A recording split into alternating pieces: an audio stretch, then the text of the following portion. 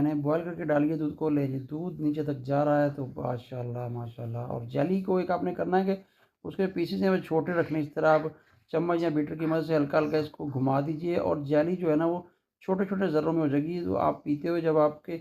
हर SIP में आएगी ना बहुत ही मज़ा आएगा, बहुत ही मज़ेदार लगती है। मोटी जेली जो है वो जो फ्रूट कस्टर्ड या किसी और चीज़ में आएगी, लिए अब इसमें जो है जामे शीरी, रूह अफ़ज़ा डाल दीजिए, शरबत, और इन सबको डालने के बाद फिर इसको हम अच्छे तरीके से मिलाएँगे और इसका जो पिंकिश कलर हो जाएगा, ये देखें जी। इस तरह से एक लंबा सा चम्मच ले लीजिए या फ़ोर्क ले लीजिए, या आपको कोई मशीन घुमाने वाली है तो उससे आप इसको घुमा लीजिए। तो ये हमारा शरबत हो गया, इफ्तार स्पेशल ड्रिंक जो है, एनर्जी ड्रिंक जो है, और ठंडा ठार बर्फ़ बहार और दिल को सुकून देने वाला जो है शरबत बिल्कुल तैयार हो चुका है। चलिए तो इसको गिलासों में डालते हैं।